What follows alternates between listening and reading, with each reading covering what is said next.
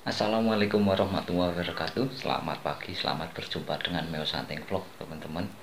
Semoga panjenengan semua hari ini diberi kesehatan dan dilimpahkan rezekinya yang barokah. Amin amin ya rabbal alamin. Oke teman-teman, kita berjumpa lagi. Sudah lama saya tidak ngevlog ya teman-teman, karena kesibukan, sesuatu hal kesibukan sehingga saya jarang ngevlog. Untuk hari ini saya akan berbagi tips bagaimana cara merubah atau mengupgrade senapan Mouser OD32 untuk mendapatkan speed di atas 1100 1200 up lah. Nanti untuk hasilnya itu tergantung settingan di Pirpalov dan Pirhammer yang panjenengan anu. Untuk konstruksinya hari ini akan saya jelaskan cara upgrade versi Bediler Wonosobo. Jadi biasanya karakter upgrade setiap senapan di daerah masing-masing itu kadang beda-beda. Jadi banyak versi untuk upgrade senapan. Untuk ini adalah upgrade versi Wonosobo. Oke teman-teman, kita mulai saja. Untuk yang pertama-tama saya bongkar dulu ya senapannya.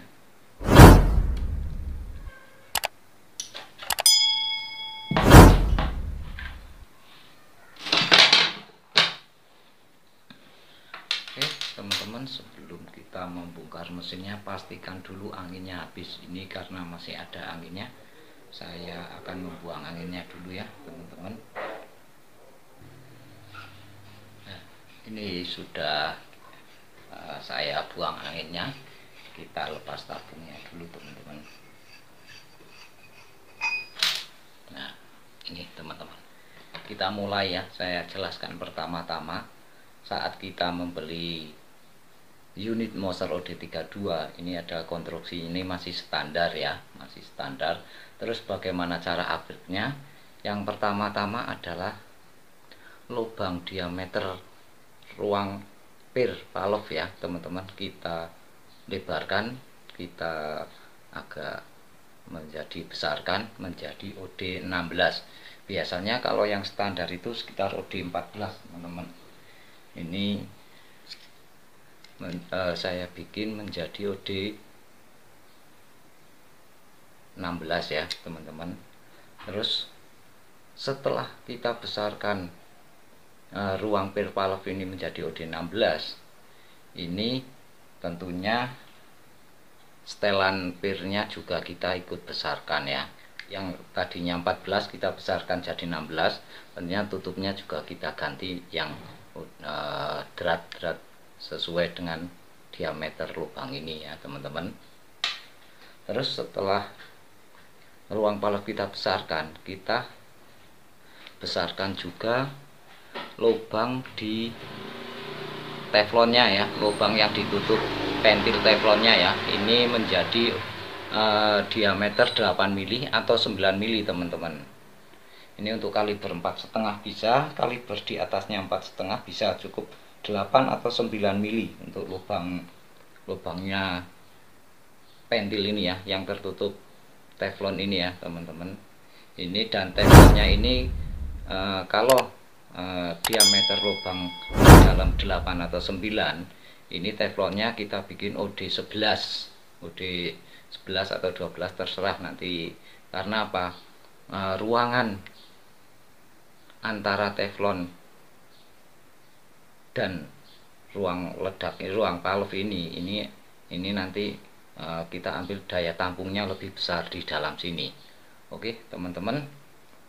Nah, setelah kita besarkan lubang Pirpalov terus lubang pentil, itu kita juga mengikuti lubang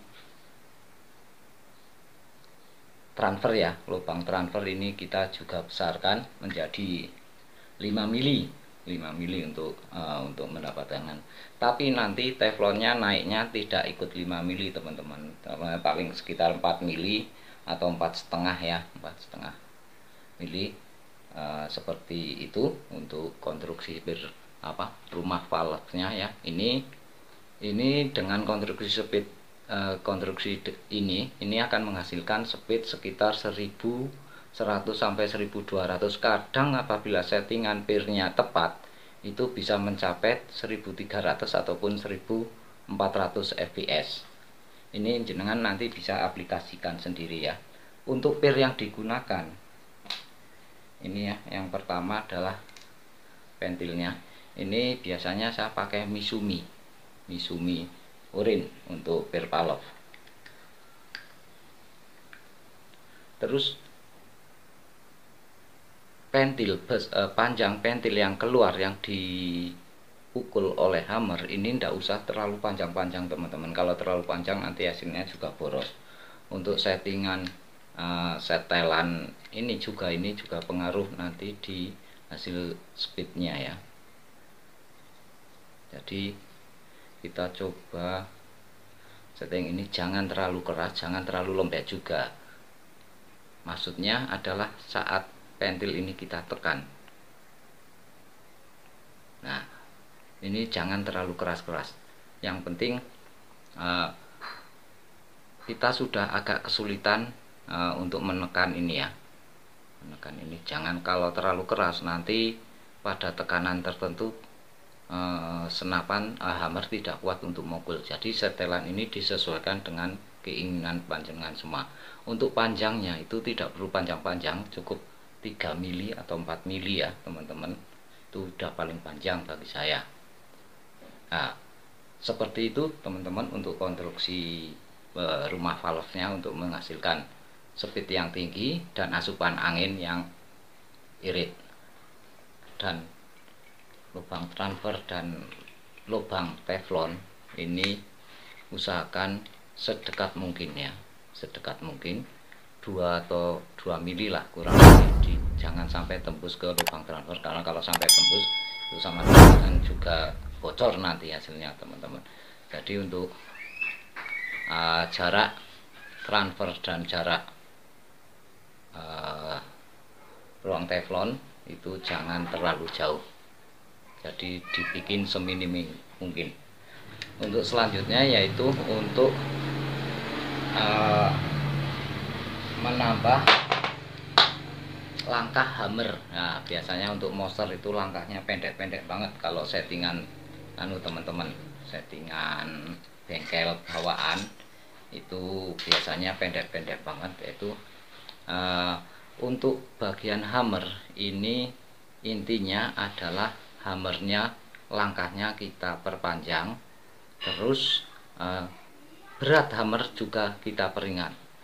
Ini apa tujuannya teman-teman? Dengan hammer yang ringan itu dia akan memukul dengan konstan.